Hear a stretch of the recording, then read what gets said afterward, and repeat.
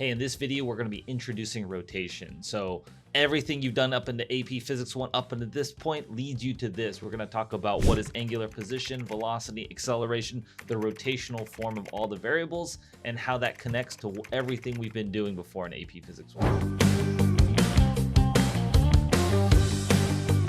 So now let's look at how we're going to handle rotational motion. And rotational motion is a lot trickier to handle. Now, technically, you could handle it. So when we mean by rotational motion, we think about, imagine you have like a wheel here and it's spinning. Okay, it's a solid wheel. Keep it really simple. It's spinning at a rate, like it's spinning around and around. Something like this. It's spinning around and around and around. Now, here's the tricky thing. You could analyze this with all linear motion, but here's the difficult part.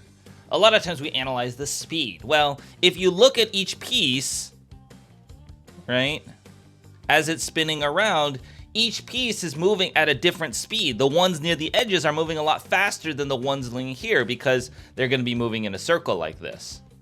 Okay? And so the ones on the edge, and have you ever been on like a carousel or a merry-go-round, on the edge, you're going to move a lot faster.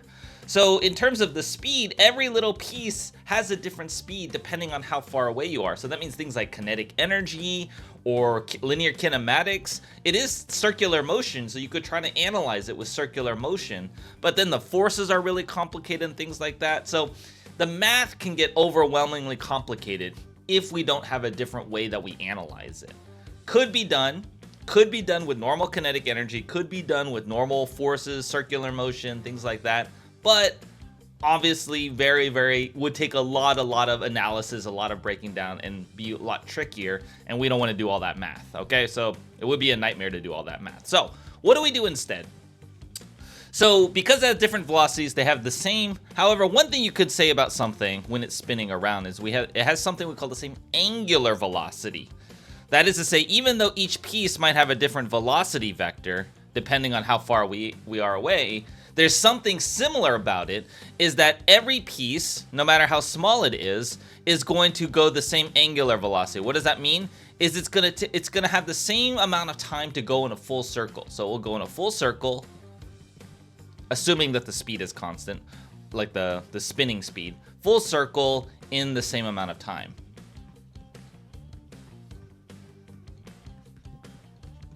So we have to talk about what do we mean by that? And this is where we talk about the angular position, the angular velocity, and the angular things in there. So let's define what we mean by angular position. What do we mean by the angular part here? Just like we did with linear kinematics, we have to define our variables. And we started with displacement. If you remember back in one of the earliest lessons in Unit 1, we talk about what displacement is. So when something is rotating, we pick an axis of rotation. So let's say something's going in a circle. We'll just imagine it's a small piece of something. It's moving in a circle. And let's say it's rotating around the axis, something simple like that. Now this axis is artificial. Like, we're just saying it's going around this. Now, like, for example, technically it's artificial in the sense that, like, it's going around in a circle, but things could be moving in a straight line as well, and you could still have an axis of rotation. So it doesn't have to be a circle, technically, for rotation, even though that's the most common example of what we talk about that. We use it to help us define what we mean by the angular position here.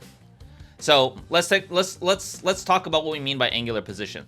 Let's say an object goes from here to this point. So this is the initial position, right? The initial position, and then, or x naught, and this is the final position. Like, it's going from this direction to this direction here. We define two vectors. We say, like, oh, we have an axis from here to here and an axis from here to here. And then this, so this would be the initial, and then this we would call the angular displacement. Okay?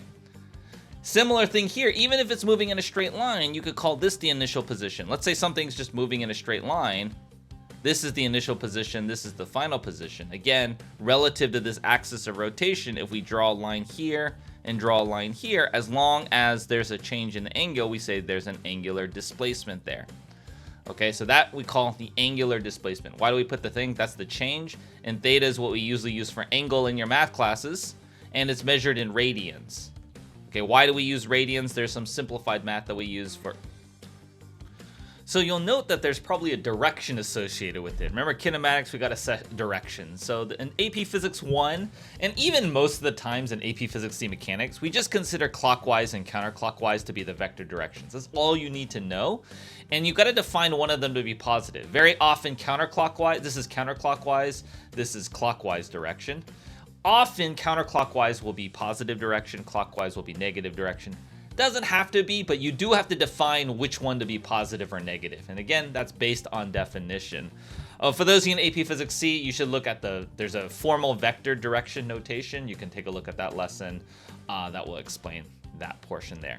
If you found this video helpful, come check out our school community. It's got an amazing bunch of features. It's got extra videos, corrected videos, better than the ones that I have errors on YouTube. It's got multiple choice free response questions. I hold live Q&A sessions and go through more problems and I answer students' questions, help with schoolwork, all kinds of things. If you want to check it out, look in the description below or check out the website and find us in the school community. You get a 7-day free trial to give it a shot, just to check it out, see what it's like, come join some calls, and honestly, come learn AP Physics 1 even faster with us.